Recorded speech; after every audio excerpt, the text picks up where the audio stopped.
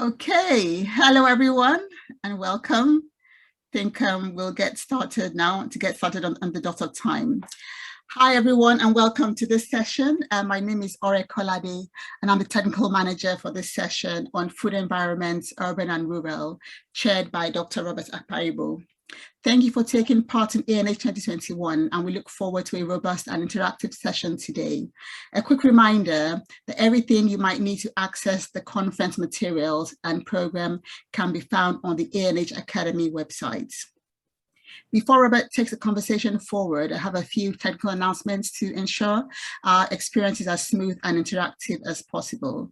I'm sure you've heard it all before, but bear with me, I've got to say it again. First, this session will be recorded and posted on the ANH Academy website following the conference for you to access. Second, all participants have been muted, but please introduce yourself using the chat function. Let's know your name, where you're joining us from, and the organization you work with. We encourage you to share your webcam video feed during this session, but if your connection is bad, then we recommend turning your video off. Later in the session, we will open up the conversation with a Q&A session. If you have questions, we invite you to share them in the chat box during the session, and we'll do our best to raise them during the Q&A session. We will be launching a feedback poll about the session towards the end, and we'll be grateful if you could take 15 seconds to complete this. Then lastly, if at any point you experience technical issues, please check your audio settings and your internet connection. You can always try to reconnect to the session using the same Zoom link. If you have a technical question, please send me a private message using the chat box. Thank you so much, and over to you, Robert.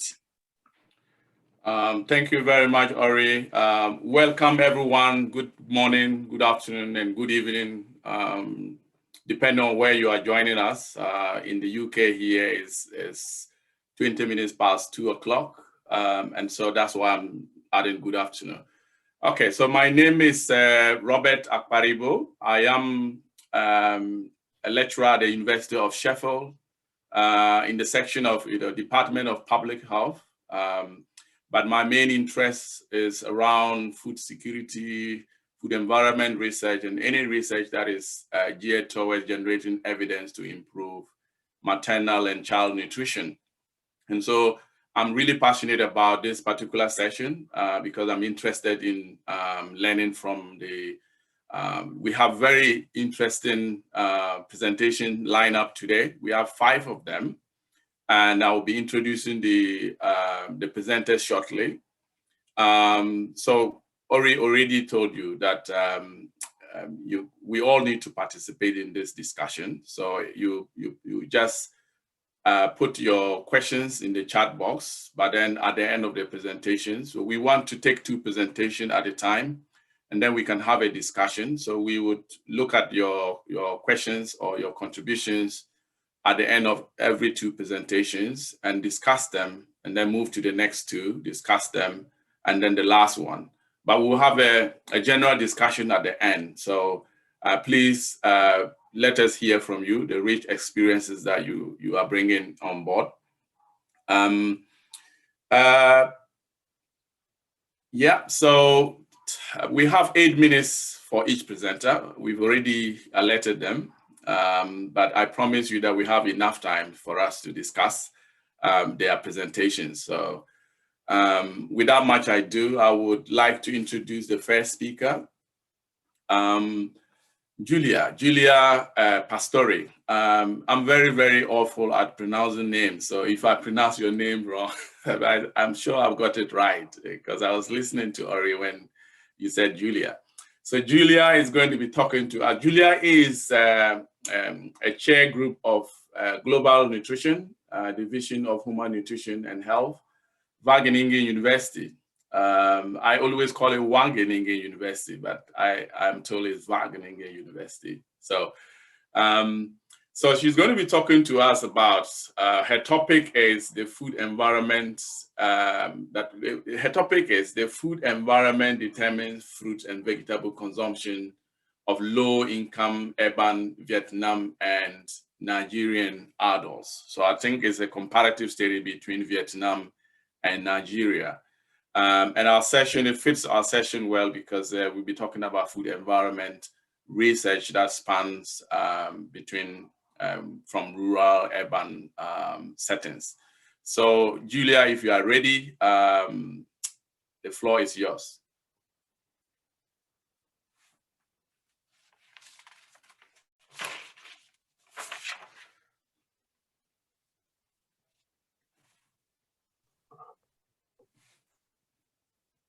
Yes, I hope you can see my presentation now.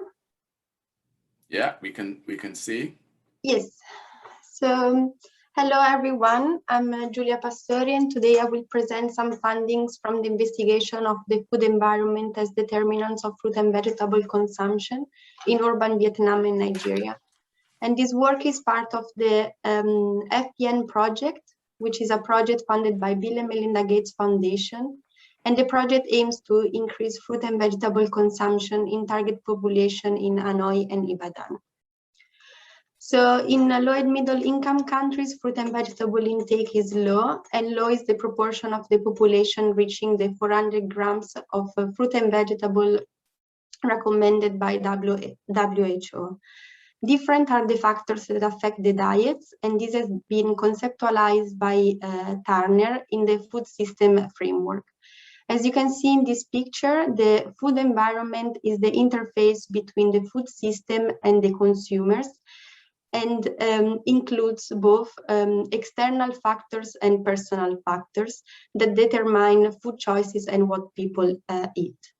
For our study, we focus on the personal domain of the food environment, which includes accessibility, affordability, convenience, and desirability as determinants of fruit and vegetable consumption in our population. So starting with our methodology, for our study, 200 women from 18 to 49 years old, non-pregnant, no-lactating, and from low-income households were selected in 2 cities, in Hanoi, in Vietnam, and Ibadan, Nigeria. In each country, 2 areas were selected for the high prevalence of low-income households, 1 peri-urban and 1 urban. From the selected respondent, we collected 2 24-hour recalls, and we also asked for quantities of each ingredient consumed in order to be able to estimate the actual intake. Together with the 24-hour recall, we collected a questionnaire in order to assess socio-demographic characteristics of the respondent, but also information about fruit and vegetable purchase related to the personal domain of the food environment. Firstly, we were interested in the evaluation of the quality of the diet.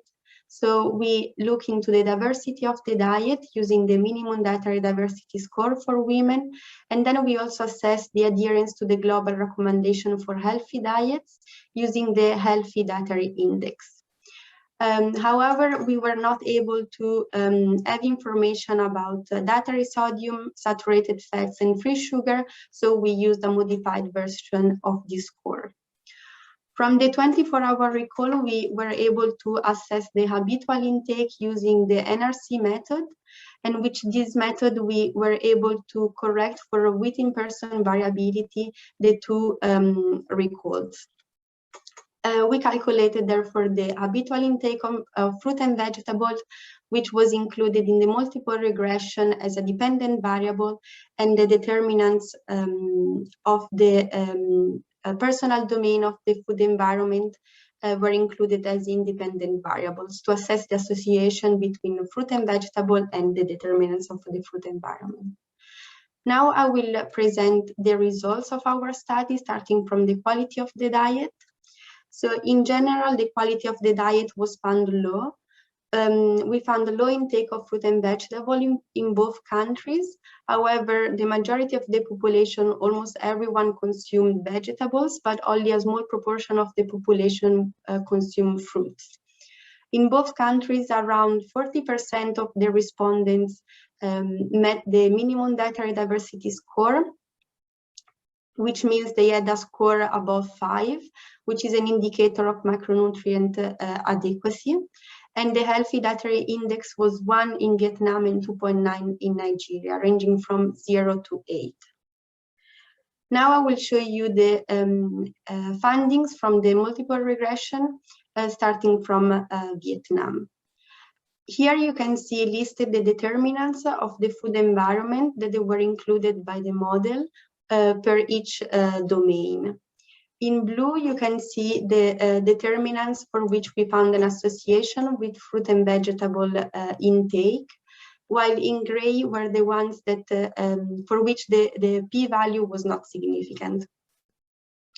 Furthermore, the plus and minus indicates whether the correlation was positive or negative with the habitual intake. So in Vietnam, some findings were also a bit contrary to our expectations. For example, the more the challenge of fruit not available is met, the higher is the intake of fruit and vegetables. But the contrary was found when vegetables were not available. More time to go shopping was also related to higher consumption of fruit and vegetables, while wanted to buy more fruit and vegetable and need to use the bike to do groceries was correlated to less intake. For affordability, spending more money on fruit meant higher intakes, while considering neither important nor unimportant the consumption of fruit was related to higher intakes. For convenience, we found evidence that respondents eating more often outside had lower intake of fruit and vegetables, while finding vendors on the way to work increased the consumption. For Nigeria, respondents who faced the challenge of fruit and vegetables not available had higher intake of fruit and vegetables compared to not facing any challenge, as well as the use of all types of means of transportation to do groceries. Lower intakes was found when facing the challenge of lack of storage. For the affordability domain, the more is spent on fruit, the higher is the intake, supported by own production and gathered fruit and vegetable from wild sources. While the more the challenge of lack of money is met, the less is the intake. Advices from health workers eating fruit and vegetable because of a habit, feeling confident in preparing fruit and vegetable, and even facing the challenge of fruit being not safe, were positively correlated to the habitual intake. And lastly, convenience. Higher frequency of both fruit and vegetable purchase, as well as choosing the sale point for habit and food safety, were found as determinants of higher fruit and vegetable intake. So to conclude, our findings suggested in selected areas in Hanoi and Ibadan, habitual intake of fruit and vegetable is low compared to the WHO recommendation. In Vietnam, position of the vendors positively influenced the intake, while availability and out-of-home consumption have a negative effect. In Nigeria, food consumption is an habit also supported by own production, but lack of money and lack of storage and presence of unsafe food have a negative effect on intakes. So therefore, we can conclude that affordability, accessibility, and acceptability are the main gaps found in our population to be addressed to increase fruit and vegetable intake. For example, with vendors close to home and ensuring safe food available. Thank you for the attention, and thanks to all the people involved in this study. Thank you very much, Julia. I think you are just within time, 2 minutes to spare. So thanks so much for that. Such a fascinating presentation. And of course, I was very, I just saw that the vegetables intake in both countries were quite high, above 90%. And fruit intake is, quite low. And I think we probably need to discuss and probably understand further from you why this is so.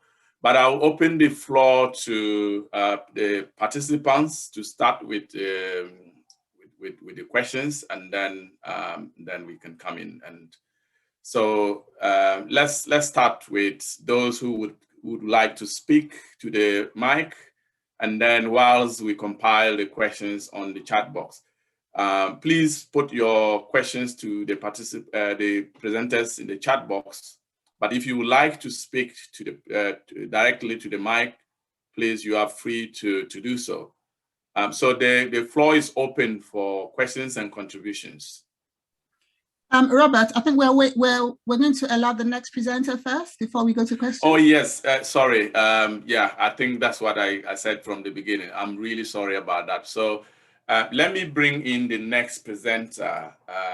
And the next presenter, quite similar to what Julia has presented, Crystal Rampali.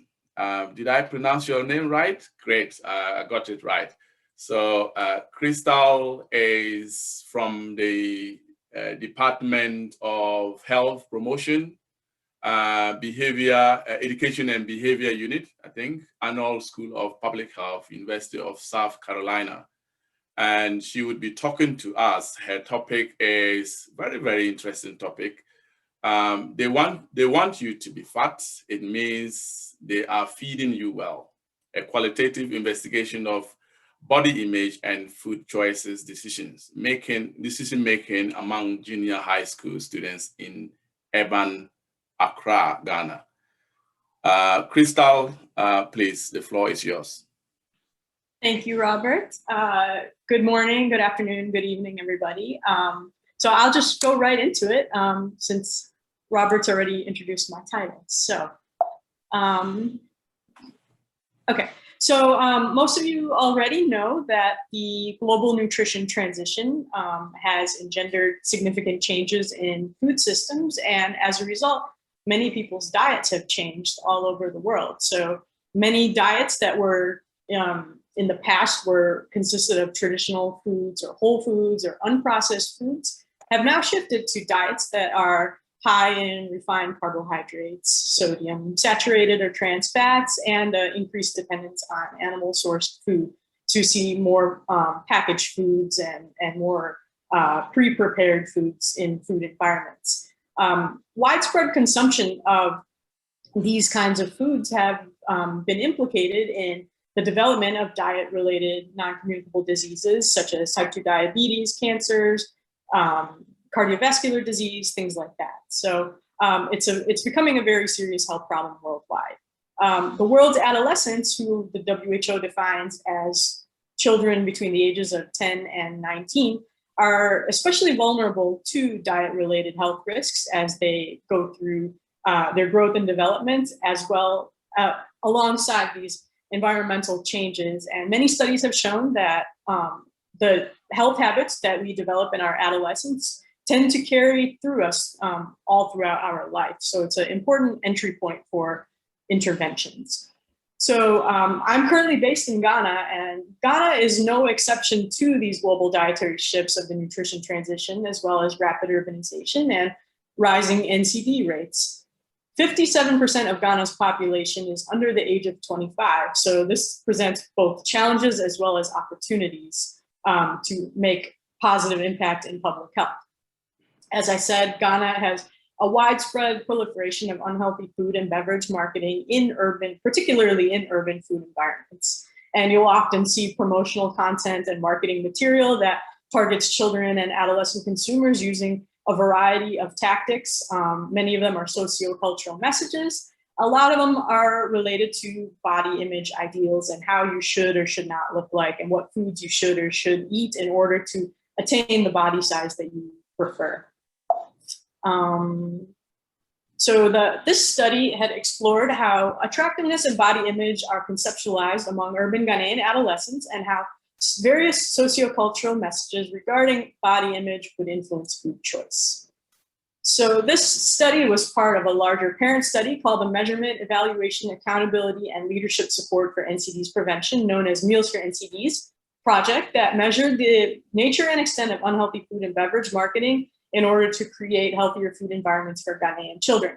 So what we did was we had conducted in-depth interviews with public junior high school students, 48 of them, in July and August of 2020. They were between the ages of 14 and 17 years old, and they were in 6 different districts in the greater Accra region of Ghana. These interviews were conducted in the school, and they were done in English, and then we had audio recorded them, transcribed them verbatim, and then they were ultimately coded with in vivo 12 and using a thematic analysis.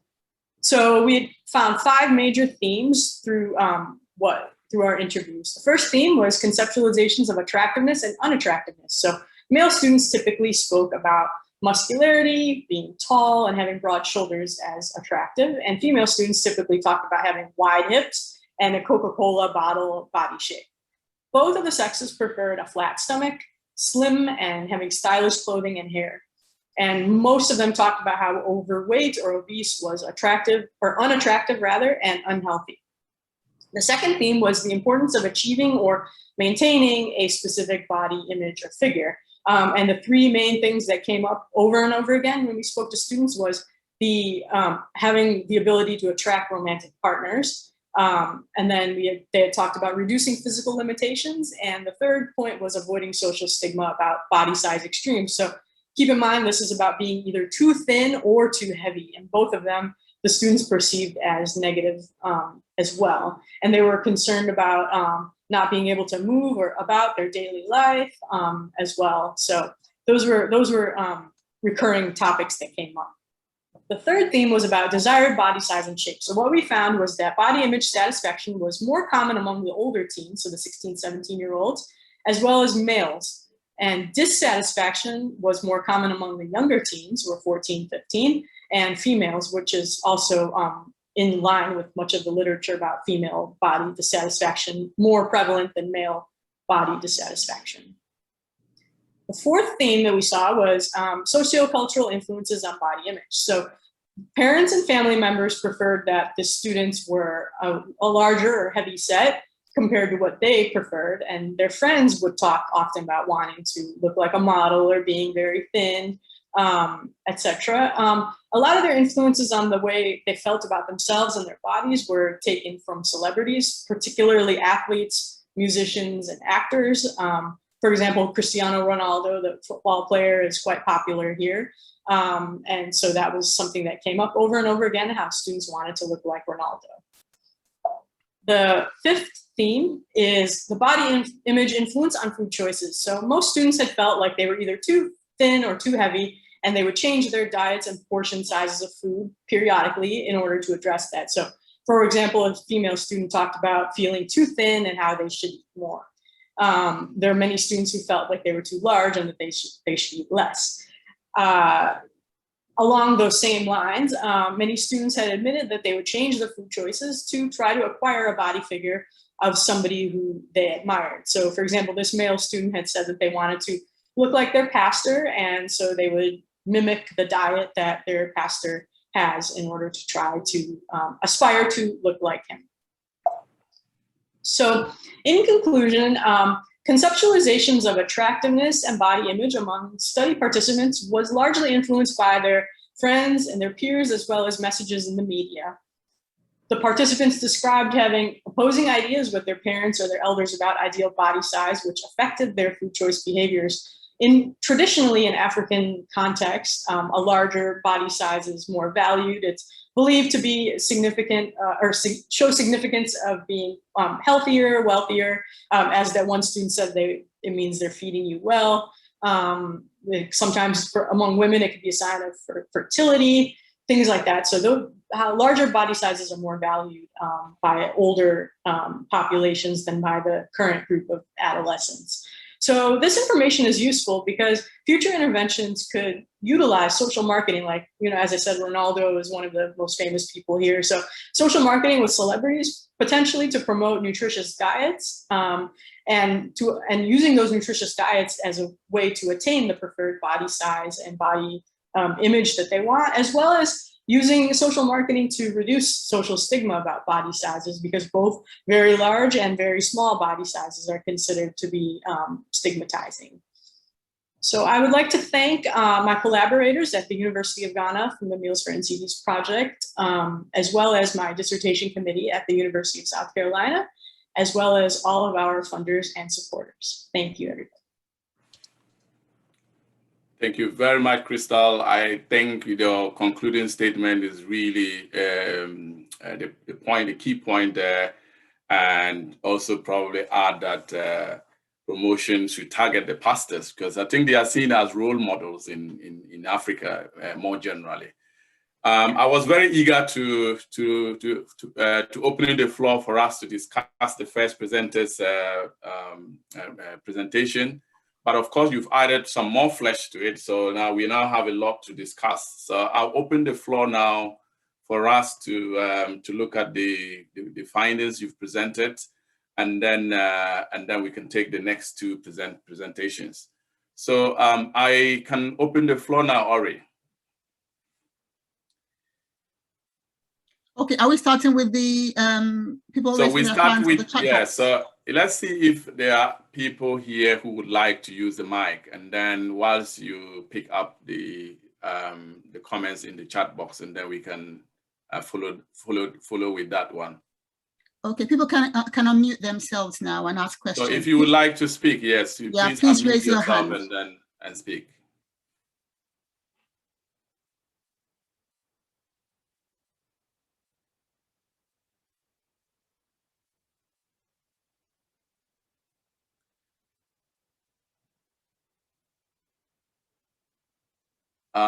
Yes, we have one. Is it Kikilomo? Yeah. Kikilomo? Yes, please. Okay, right. Yes, please. Yes, please. Go ahead. Yeah, go ahead with your question. Yes, my question is for the first presenter. I'm from Nigeria, Nigerian Institute of Food Science and Technology in Nigeria. The concern I have is the low, what's it called? The low percentage of fruit intake in Nigeria. And I'm thinking what can be done? What can be done to change the status quo? It is true that people take vegetables, but the fruit intake is still very low. That is of great concern to me. And I'm thinking what can be done about it?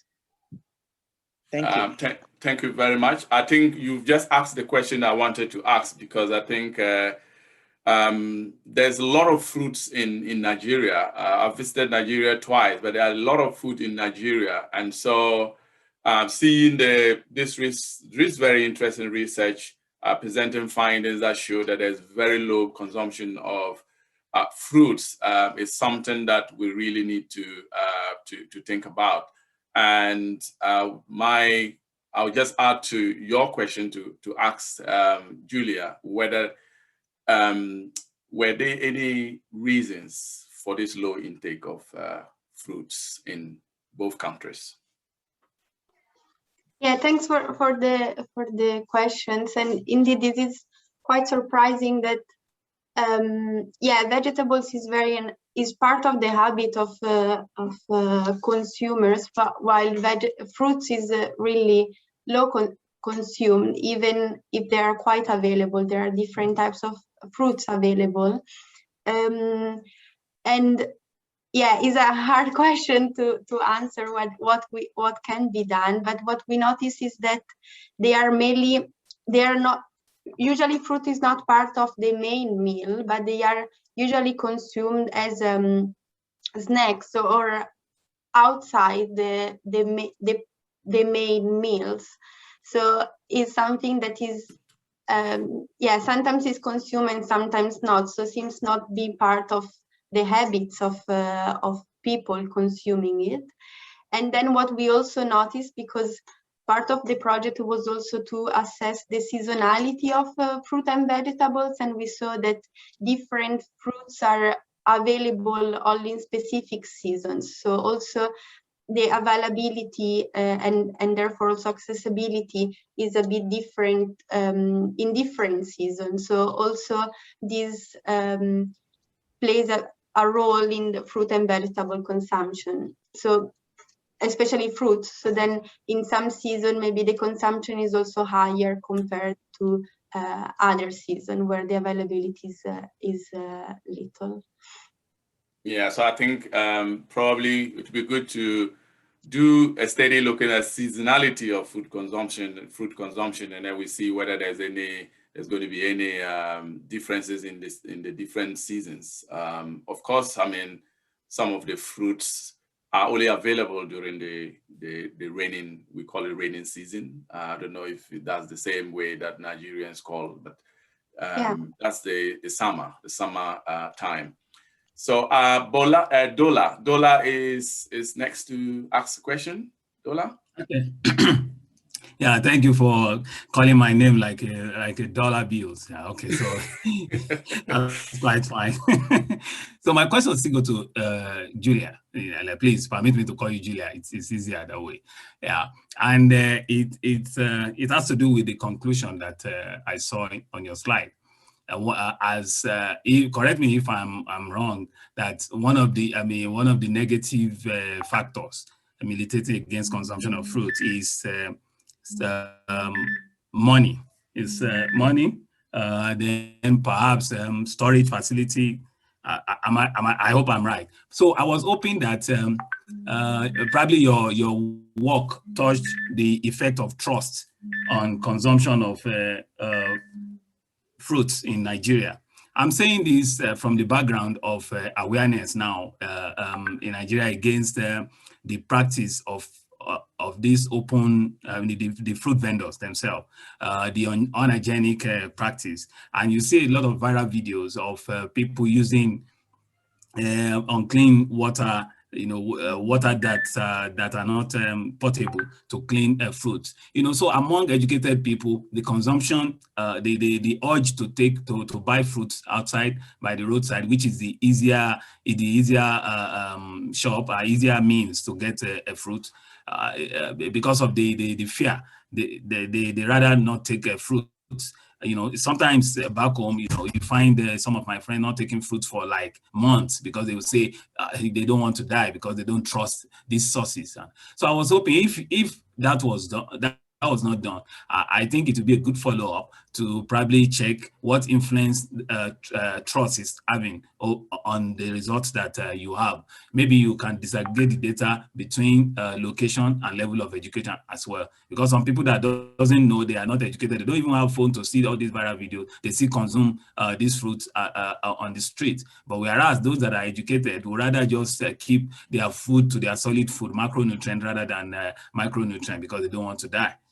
So that's my question and submission. Yeah, thank you. Thanks, Dola. I think if this research is not published yet, these are issues that you can include in your discussion session to really enrich the quality of your manuscript. So thanks for this contribution. Do you want to react to any of the things he raised, or?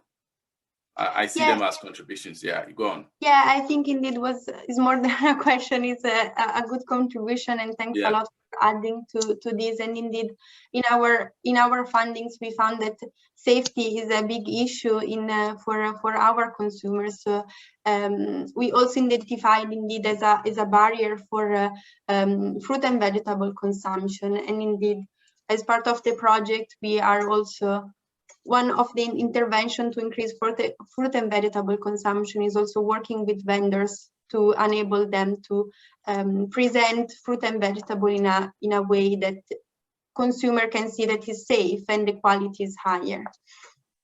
Yeah, thanks for the contribution. Yeah. Right, thanks. I just want to look at the chat box now, and there are a few questions that, and then I'll come back to those of you who want to use the mic. So there's a very good question from Kate, what role does sex play? Does gender play in shopping fruit and vegetables? Kate, is this question directed to both of them? I think it was a question for Julia. Yes. My question was whether the respondent was always the person responsible for food procurement for the household, or if who that person is within the household, and particularly their sex, if that made a difference for the fruit and vegetable choices. Okay. Yeah, thank you for the question. And yeah, we asked whether the respondent was responsible for groceries, and in this study we included only women, but we actually collected information also from men from the same household, and the majority of them were responsible of groceries, and they were the head of the household in both countries, in Nigeria and Vietnam. But in another study, we also look at the difference into gender, and it seems like that women have a bit higher consumption of fruit and vegetables compared to men, and yeah, so the gender plays a role, like also within the same household, and they yeah, we could see that there is a difference between, so definitely gender, but we need to investigate a bit more the difference between the genders. Great. Julia, since you're on the floor, there's another follow-up question, then I'll move on to the yeah. So maybe we, yeah, otherwise we'll lose track of time. So I thought we have 30 minutes to for the questions. No, so we need to move on to the next presenters. Okay, all right. And then we can ask more questions at the end, yeah. Okay, so we will keep some of these, we keep all your questions, and then we come, we discuss them at the end. So thanks for alerting me that time is not on our side. So we'll move on to the next two presenters. Computer is gone. Okay. So the next presenter is Rebecca Jones. Rebecca is going to talk to us about food choices in India among Indian families, the role of the family environment in the context of the nutrition transition. And Rebecca is currently at the Hubert Department of Global Health, Emory University in Atlanta, USA. Rebecca, if you are ready, can you take the floor, please? Yes, thank you so much, and it's great to be here today. I have changed my title slightly, but basically the same idea for today's talk, and also to say that Crystal set me up really nicely to talk about nutrition transition, and just that India also has been experiencing the same phenomenon, and that with globalization and economic development, people in remote areas are being exposed to new food items from across the globe. But the implications for this are both positive and negative in terms of we have potentially increased stability and diversity of food supplies, as well as an introduction of calorie-rich, nutrient-poor food items. And so the setting for this specific study is in Karnataka state in southern India, in Vijayapur district, which has a population of over 2 million. And the specific urban setting of our sample is in Vijayapura city, which has had a population increase of 43% since 2001. So it's a more remote area historically, which is recently undergoing more economic and social change. So we're having an emergence of supermarkets and street food eateries with a history of more farming and agricultural related businesses as the primary occupation, with production of sorghum, pearl millet, and maize. However, there's been more introduction of processed and packaged food items that are emerging as kind of convenient and fast, but expensive alternatives. So the primary research question for this specific part of the study was to look at how similar or different food choices are within households in southern India. And due to time constraints, I'm staying kind of broad here, but there's even a lot to kind of unpack within this question. We specifically operationalized food choice as different food groups, as well as different hypothetical choice scenarios. So under different circumstances, what will adults and adolescents choose within those different scenarios? So in terms of our sample, we have an urban sample from a previous standing cohort of 404 households, representative of households with a school-going adolescent in 2012 that we have followed up 3 to 4 times now. And then we also have a parallel rural sample with 237 adolescents aged 10 to 19 years old that were selected using simple random sample from school rosters of all 7 schools in a village outside of our urban city. And in both the urban and rural sample, we have households with 1 adolescent and 2 adults. So our full sample is 487 households and a little over 1,400 individuals total. In terms of our conceptualization and understanding how food choices are globalizing in this environment, we've developed a classification of foods specifically as local, national, and global. So local items in this setting include flatbreads made of sorghum and millet, seasonal and year-round fruits, sweet dishes and items across food groups that have historically been a part of the regional diet in southern Karnataka state. Then we have fried savory snacks, grains, fruits and vegetables that are not local to southern India, but are national foods that have become increasingly easier to find due to internal migration and improved transportation. Then we also have the third global section, which are items from outside India, which often include energy dense and nutrient poor foods, especially snacks such as pizza and noodles, but also include fruits and vegetables such as berries and broccoli. So this classification helps us recognize that the spectrum of market integration and adds needed nuance to our understanding of globalizing food markets in India. So we then, within that designation, have these 6 food groups that we have created picture cards from a food database of foods and drinks available in the area. And we created 6 food groups that then have a triad within each food group, where there is a local food, a national food, and a global food. So specifically within cereals and pulses, a local cereal and pulse, national, and then a global item. And so here along the right side, you'll see an example of 3 of the fruit cards. So the local card was bananas, the national card is apples, and then the global card here.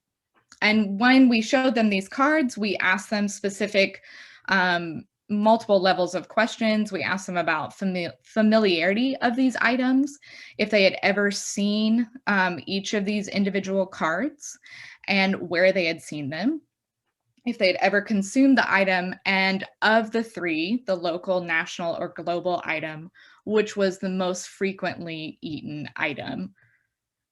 And then within each food group, and looking at these 3 cards together, local, national, and global, each respondent was given multiple hypothetical choice scenarios. So they were asked, of these 3 items, which would you select under each condition? If you had more money, which item would you prefer?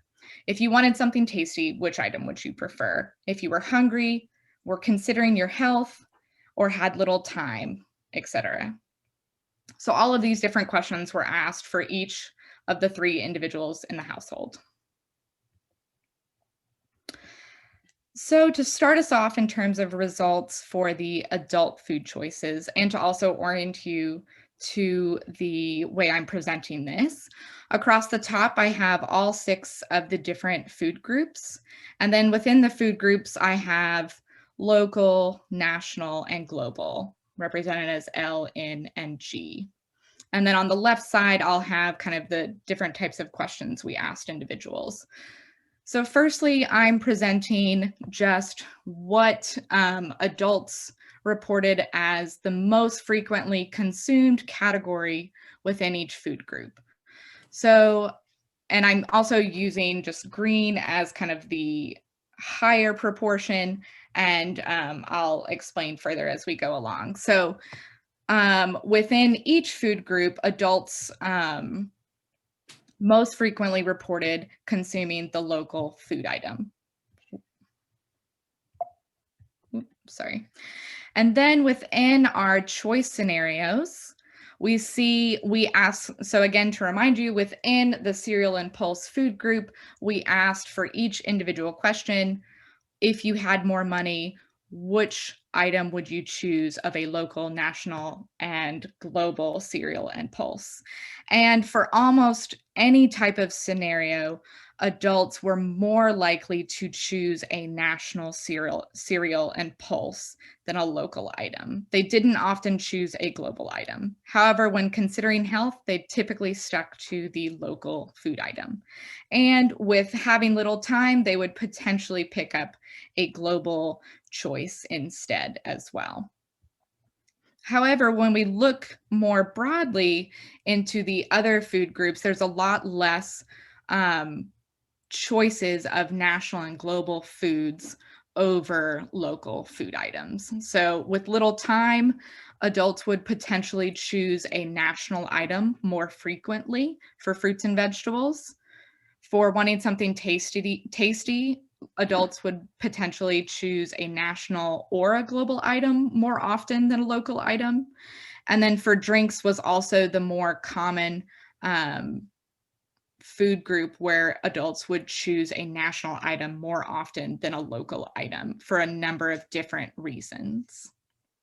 However, when we compare this to the kids, we have a lot more choices within national and global food items across food groups and across different choice scenarios. So for every so for when giving, well, firstly, sorry, the adolescents also most frequently reported consuming the local food item for all 6 food groups. So they were the same as the adults in terms of what they most frequently ate, although that was not as high of a proportion of all adolescents as adults. However, adolescents were much more often going to choose a national and a global item over a local item, given a number of different scenarios. Specifically, having more money and wanting something tasty was a driver of wanting to choose a national or a global item across the board. You'll notice that health was the one where adolescents tended to stick with a local item most frequently. And then looking, I think I'm conscious about the time, so if you could okay, wrap up. sorry. This is, my apologies. So within family differences, 27% of households had divergent food choices. So one person chose a local item versus one chose a national or global item.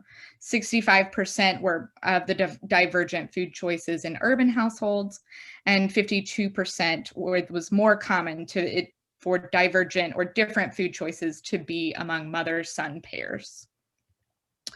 And I'm happy to talk about summarizing statements and any follow-up questions. And this was funded by Drivers of Food Choice competitive grant programs. Thank you very much. Thank you very much, Rebecca. I think this is something that people, participants here may want to invite you to come and deliver seminars, because I think it's a very innovative methodology that you've used, and I particularly like the findings, but because of time, so we will take another presentation, and then we have the next batch of well, we would discuss these 2 presentations, and then at the general discussion, then we'll take the questions that we were not able to finish. So the next presenter that I would like to introduce is Quinn Marshall.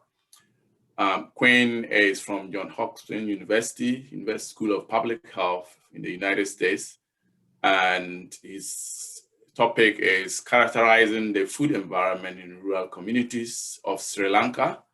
And he's going to talk to us about baseline findings from a study that they have conducted. So if Quinn, if you are ready, yep. The floor is yours. Thanks, Robert.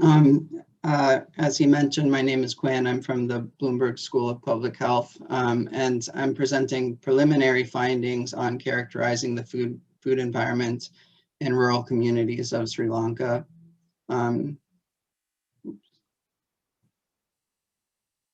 So this is actually a sub-study within a broader implementation research effort between the World Food Programme and IFPRI, evaluating the impacts of a nutrition-sensitive program being implemented in Sri Lanka. The study is lucky to have the participation of many partners representing global and local research centers, as well as implementation partners. And we're very grateful to receive funding from the Bloomberg Distinguished Professorship Program, A4NH, and WFP. Like many low and middle income countries, Sri Lanka is experiencing a double burden of malnutrition. And this has also placed attention on the food environment, which may partially explain dietary inadequacies. The 2020 SOFI report estimated that 53% of the population cannot afford a healthy diet. And previous research has also found wide district level variation, also driven by income inequality. And prices and market access are also subject to shocks in Sri Lanka, which historically have been climate related, but also now COVID. Still, efforts to characterize community level food environments in low middle income countries, including Sri Lanka, are scarce, and little is known about the relationship between food environments and diets, especially in rural contexts. These photos are from two of the most frequented types of outlets in rural Sri Lanka, which are traditional pola markets, which are kind of like weekly wet markets, and village retail shops. So today I'll be presenting findings related to the first part of that objective, which is describing the food environment in study communities in terms of the cost and diversity of foods available. So our sampling was first guided by the targeting of WFP's program, which is aimed at districts with high poverty, malnutrition, and vulnerability to water-related shocks. So those 5 districts are also where the impact evaluation led by IFPRI is happening, and where this sub-study is also seeking to characterize the food environment context. And we gathered our sample of markets and retail shops through interviews with WFP field officers and village leaders who identified the most frequented markets and retail shops for each study cluster. And we aimed for three retail shops per cluster. So there were a total of 122 retail shops and 16 markets in the study. And these photos are from some of the markets and retail shops where we're collecting data.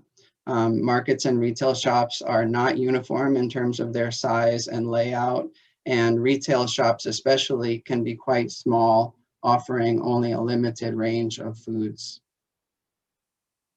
And this is what the sampling looks like in map form, using one district study area as an example.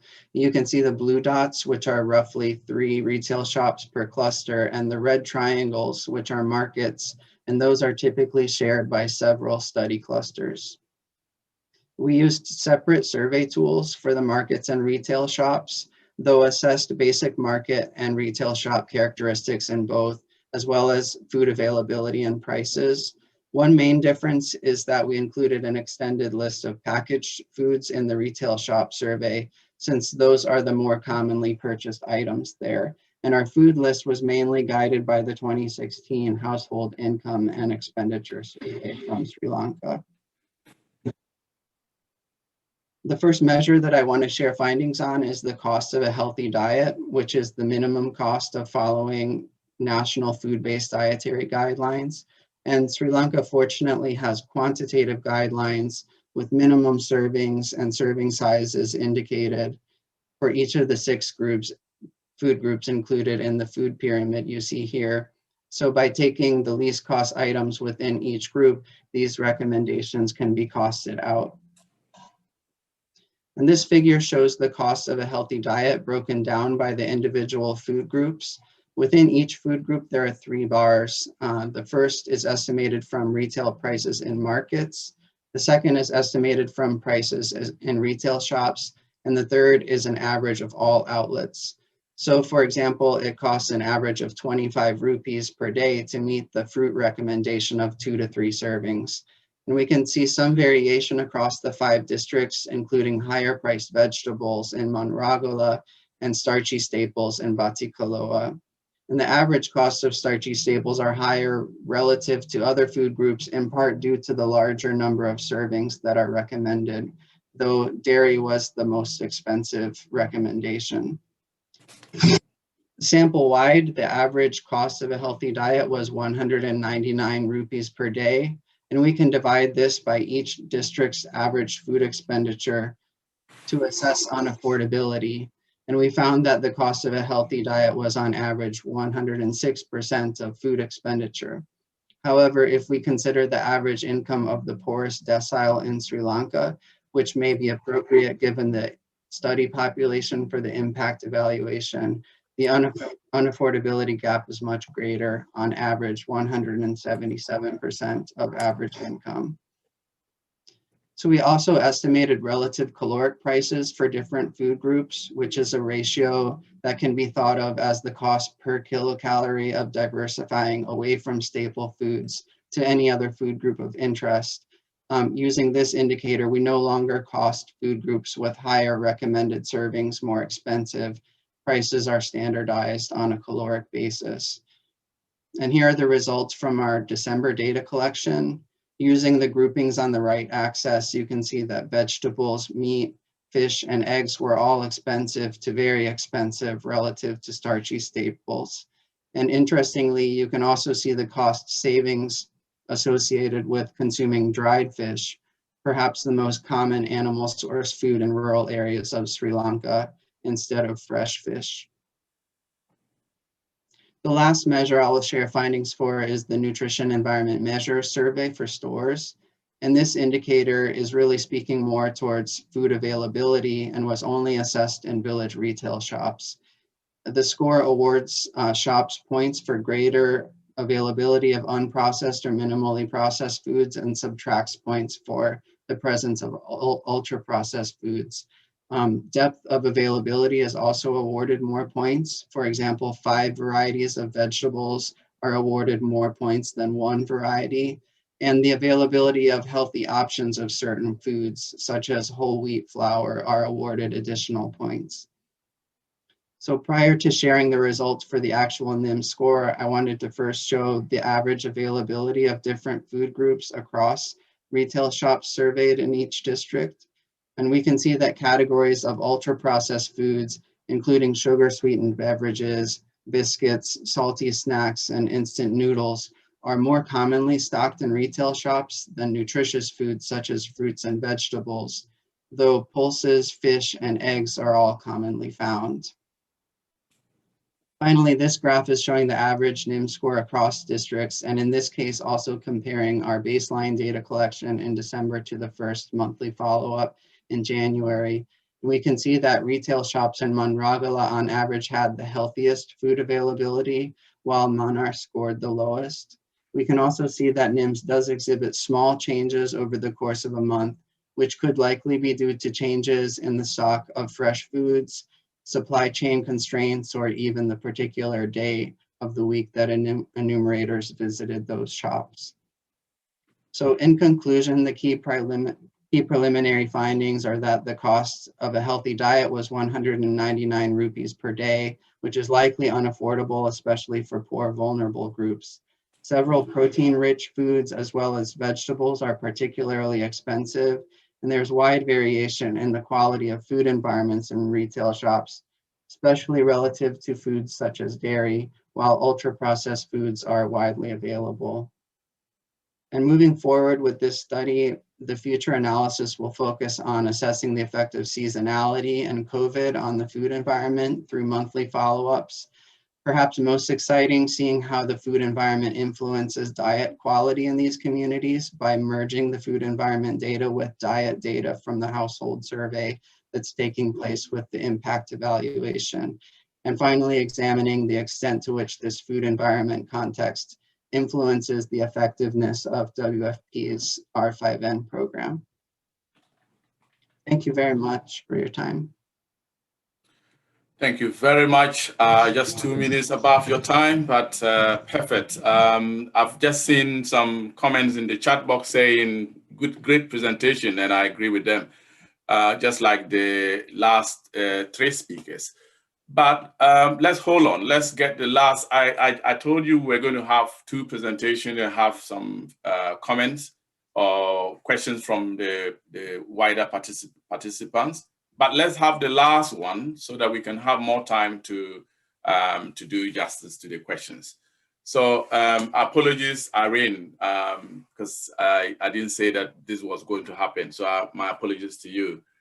But our last speaker is Irene Rajmakers. Is that the right name? Okay. Yeah, that's right.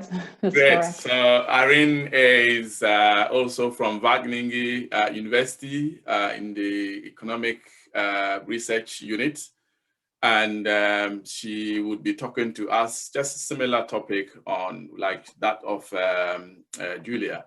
So her topic is increasing vegetables, green leafy vegetables consumption throughout street food meals in Lagos, Nigeria. So Irene, if you are ready, the floor is yours.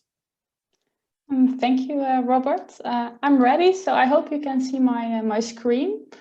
So hi everyone, my name is Irene, and today I present on behalf of the project team our street food intervention study. And this study is part of a larger study that aims to contribute to sustainable healthy eating patterns in low and middle income countries. And the study that is presented today is conducted in Lagos, Nigeria, where we aim to explore the potential of increasing a vegetable intake of street food consumers. And we choose to focus on the out-of-home food environment instead of the at-home food environment, as out-of-home consumption is a common practice in urban societies. And also previous research conducted in Nigeria show that street food consumption is high, and that they also contribute to a significant amount of daily food intake of nutrients.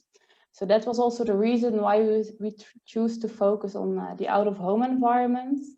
And we choose vegetables as these are a recommended element of a balanced and healthy diet, and focused on green leafy vegetables due to their health benefits.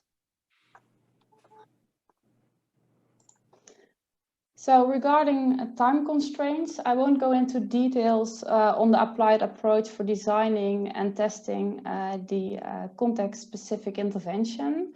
So, but the used approach resulted in an intervention where street food consumers have the option to add an extra portion of vegetables to their street food dish. 2 street food dishes were a result of previous activities, and 6 out of the 12 trained street food vendors choose the option to add green leafy vegetables to a meat or a fish stew, which we called in the study the swallow dish. And the other 6 street food vendors choose the option to add green leafy vegetables to a rice dish, which we called in the study the rice dish. And each street food vendor prepared the vegetables using their own recipes. Health benefits of the vegetables were communicated via flyer, but also actively promoted by a street food vendor. And street food consumers that wanted to have the additional vegetables had to pay an extra amount of 15 naira for this portion of vegetables. And this amount was agreed upon with all the street food vendors prior to the intervention to make sure that they also make a reasonable profit. And the intervention ran last year from the end of August to the end of September. So we collected also quite a lot of data. Prior to the intervention, we started with a baseline study. And this included a questionnaire among street food consumers. Actually, the street food customers of the street food vendors that participated in our study. And in this questionnaire, topics were included related to the satisfaction of the dish that they just bought. What do they think about the taste, about the quality, but also on the patronization frequency. So how often do they visit this specific street food vendor during the week? And during the intervention, we collected data also by making some observations. So all street food customers of the street food vendors that bought the intervention dish with or without vegetables were tallied on a list. And in total, 1,506 customers were listed. And of these customers, 564 customers participated as well in a survey. And this survey was quite similar to the one that was applied during the baseline study, but we also asked some questions on the motives and reasons for selecting or not selecting the additional vegetables. And looking at the data that we collected with the survey, buyers were slightly overrepresented, as 64% of the 564 respondents were buyers. 6 to 8 weeks after the intervention, a mystery shopper visited the street food vendor to see whether they were still selling the additional vegetables, and also to see what their reasons were for still selling the vegetables, or why they quit with selling the additional vegetables. So what we found was that 46% of the customers bought the additional vegetables for 15 naira. And what we also saw was that all customers are really satisfied with the dish that they bought at the street food from the street food vendor.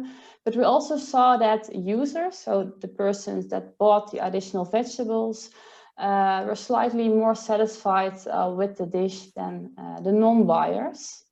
But we also looked at who is the buyer of the additional vegetables.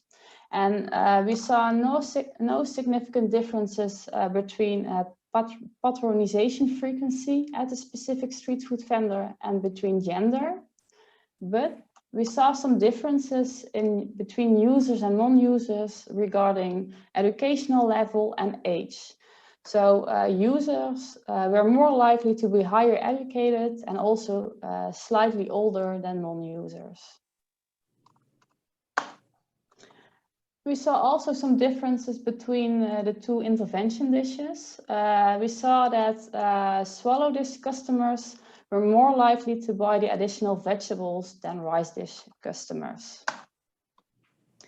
Customers that selected the additional vegetables did that also for different reasons. You can see that that was because that they wanted to try the new vegetables or the enriched dish.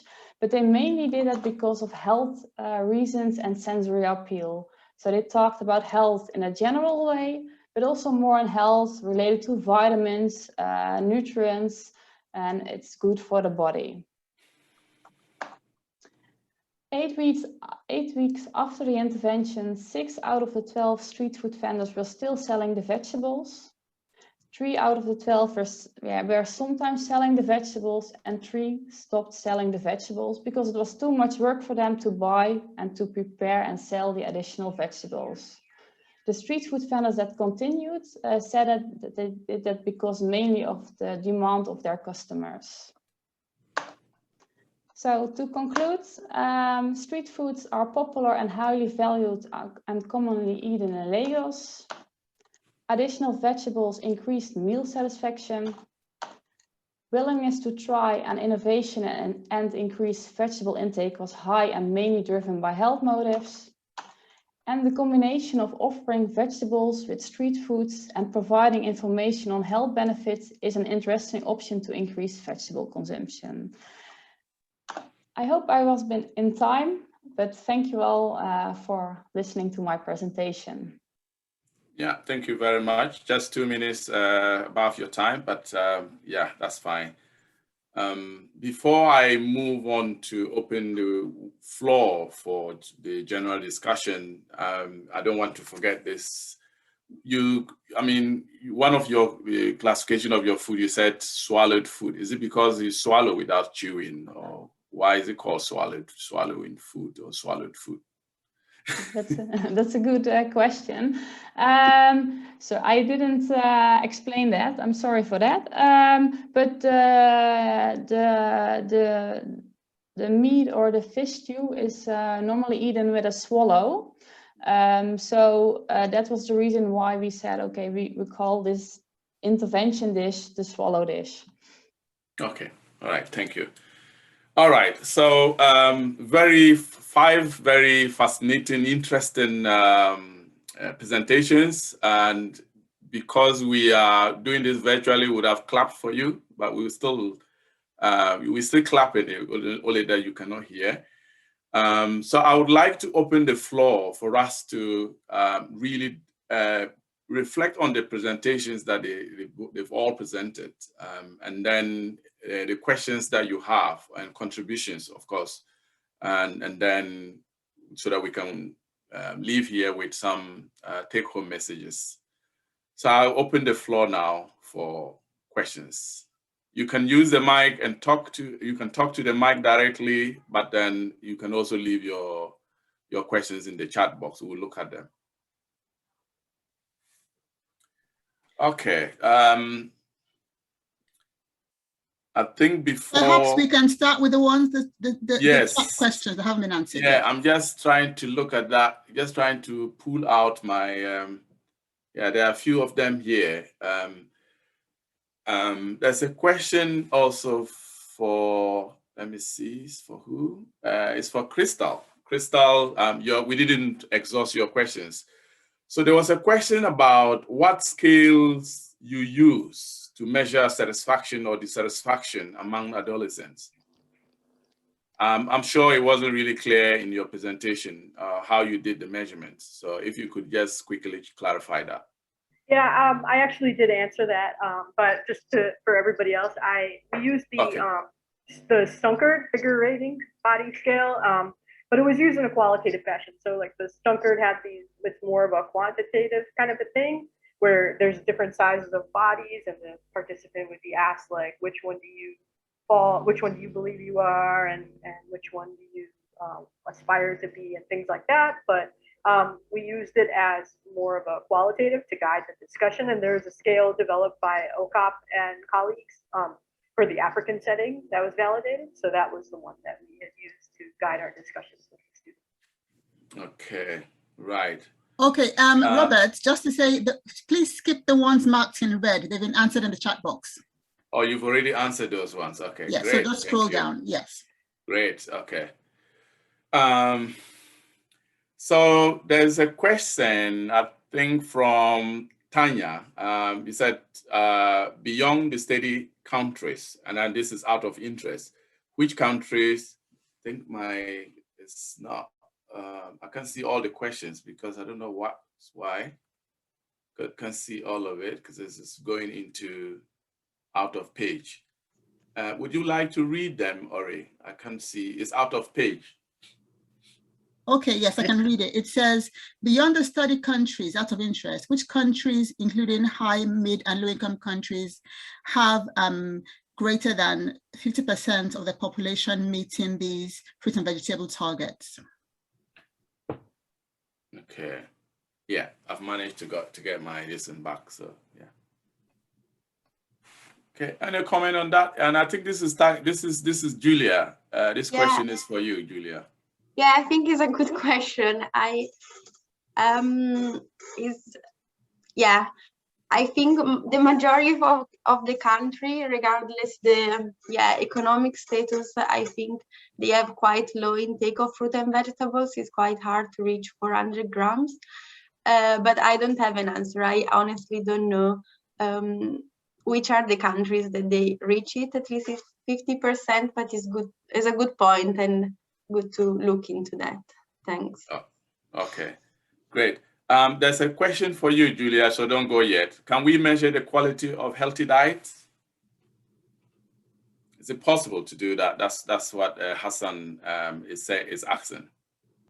Can we measure the quality of healthy diet? Yeah, there are different dimensions. The definition of quality of the diet is quite diverse in a way that there are different factors that you can measure. For example, we measure diversity of the diet, which is an aspect of the quality of the diet, but also, yeah, you can look into the healthiness of the diet. So protection against, for example, non-communicable disease, and there are different indicators that use different data. So it's yeah, quite broad field, I would say.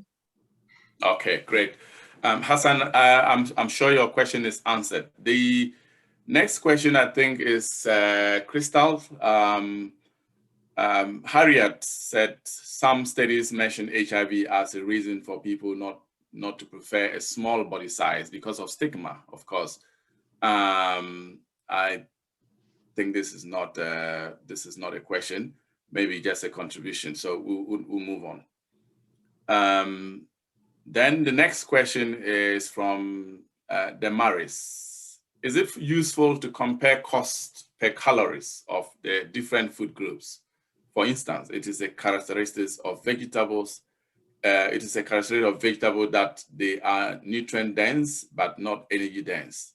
In comparison to staples, they would always appear to be very expensive, although they have a high nutritional value even at providing less calories. Robert, I actually responded to that one in responded chat, to that, and, okay. And I was just saying that it's a very good point that, you know, it does kind of overestimate the cost of vegetables, which are low in calories but rich in micronutrients. So looking at cost per serving is another option. I did have one question from Nilupa that I didn't respond to in the chat. Can I respond to that? Yes, please. Yeah, go ahead. Yeah, so she was just asking, do you examine types of markets that are used for on which purposes, and like, you know, what the consumer shopping behavior is or consumer preferences? I think that was kind of a distinction with what I was looking at was kind of the external food environment. So a lot of those aspects, like consumer preferences in the personal food environment, are not included in what I was talking about. And, you know, but I would say that in general, you know, the retail shops are used more for packaged and processed foods, with some, you know, incidental purchases if somebody came over for dinner and they can't make it to the market, while the traditional markets are used for fresh foods. There are, of course, many more types of vendors in rural Sri Lanka than just those two, but we were limited in our enumerators, and especially things like chasing down mobile vendors is really difficult in a study like this, though that's really important now with COVID too, just because there's a lot more door-to-door sales of food. Okay, great. Well, so the next question is, it's not really related to this, but then very relevant. And Anna Maria, would you want to speak to this? Hi, thanks. I think Crystal's answered my question. Thank you. Okay, great. I mean, you said that you did some work in South Africa, and I thought that you were going to share with us what oh, sorry. Unfortunately, it was a campaign, but we did not evaluate it. This year, we're shifting to talking specifically about eating more fruits and vegetables, and we're adding an impact evaluation. So maybe next year, we'll be able to share the results. Thanks. Okay, thanks. I think there's a last question in the chat box. I would like to know, was the intervention dish fried or cooked at home? And this is for Irene. Thank you, Robert. I just answered the question in the chat, but the street food vendors prepared the dishes at home and using their own recipes. And to my knowledge, none of the dishes were fried. They were all cooked. And I had another question, I think it was from Heather, whether the street food vendors were affected by the COVID situation. So I also contacted my colleagues in Nigeria. And of course, so due to the COVID situation, the business of the street food vendors had to be closed for some times, but now they're back in business and are working like they're used to. Okay, great. Yes, that's the last question. How are we doing with time? Over time now, actually, 5 minutes over. Okay. So we've got to round off now. Right. Okay. Okay. So, so I'm sorry I cannot pick any more questions.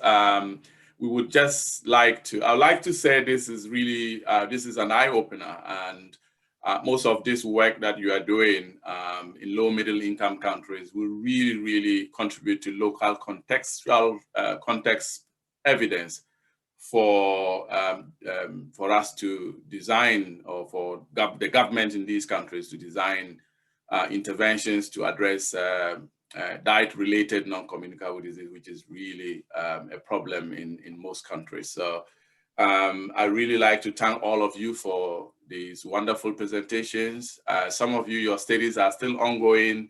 We would like to read them. When you publish them, please do send it to ANH, and they will share with participants, so we can be up to date with the evidence that you are generating. So yeah, so I'd like to thank all the participants also who have been listening and contributing, especially those of you who have really contributed some more insight into the issues that have been raised, and I'm sure the presenters are going to find them very useful in writing their papers so that they can incorporate them. So thank you all for coming.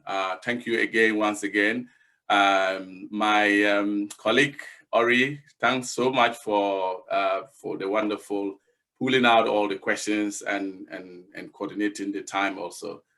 Thanks a lot for that. So yeah. Thank you, Robert, and thanks to all our presenters, and thank you to all our participants as well. So please don't forget, we've got a couple more sessions. We've got the panel straight after this, and also please feel free to visit the poster room as well. Thank you all, and apologies for being a bit over time. Have a good rest of your day.